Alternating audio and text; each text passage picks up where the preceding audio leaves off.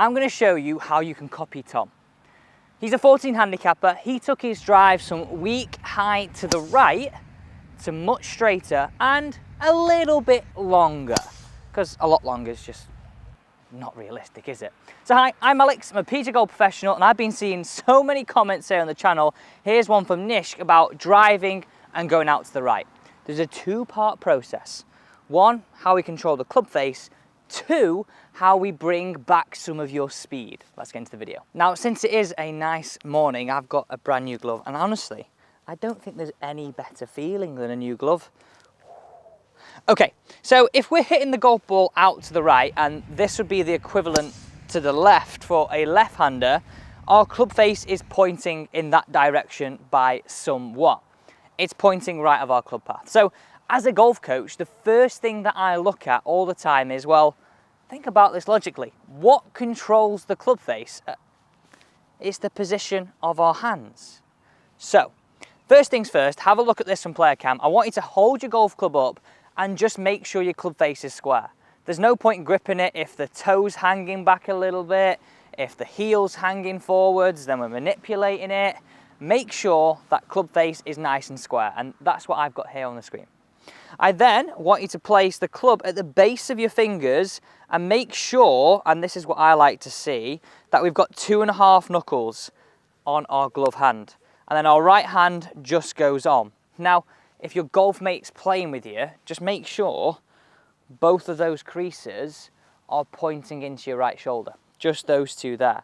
Now, my reasoning for that is, if we've got a weak grip, and you've probably seen countless YouTube videos on this, we could release the club and do it as much as we can, but it's going to be so hard for it to point down towards target. And anytime it's pointing to the right, it's going to give us weaker golf shots, like the ones you can see on the screen. Like this weak right golf shot, there's literally nothing worse. There you go. First stage done and dusted. Next stage is all about release. Now look what I'm doing right here. Once we've got a grip, we can use leverage in our hand to actually release this golf club. Now, many golfers that I see hit it to the right sort of get this motion.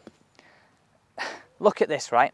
So this is the point of the video that we're gonna help you release it, help add some speed. Combine that with a square club face, that is how you're gonna hit it straighter and a little bit longer. So just look at this. Can't create much speed doing that, but what I can do is create a lot more of a whoosh doing this. So what I want us to learn is that feeling of arms and body turning and releasing that club head. Now, the analogy that I used with Tom was, if I'm throwing a frisbee, what would I do?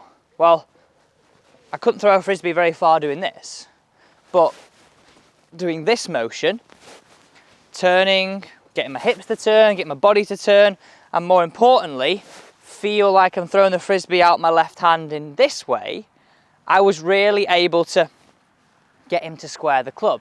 So have a look at this in slow motion. Just have a look at what my body's doing.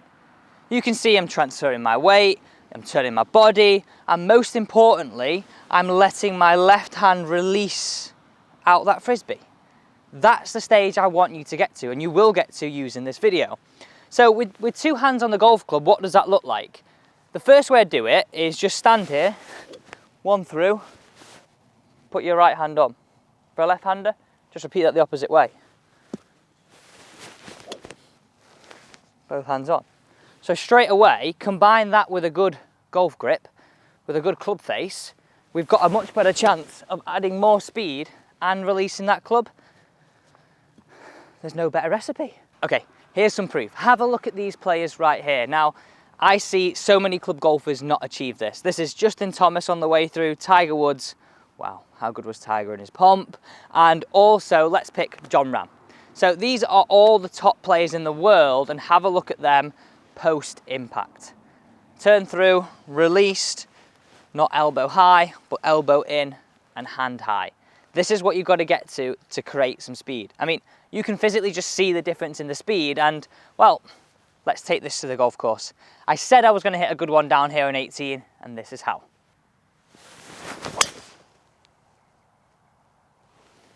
Follow those steps anytime that you need to go back and have a look at maybe grip, club face, all those other points.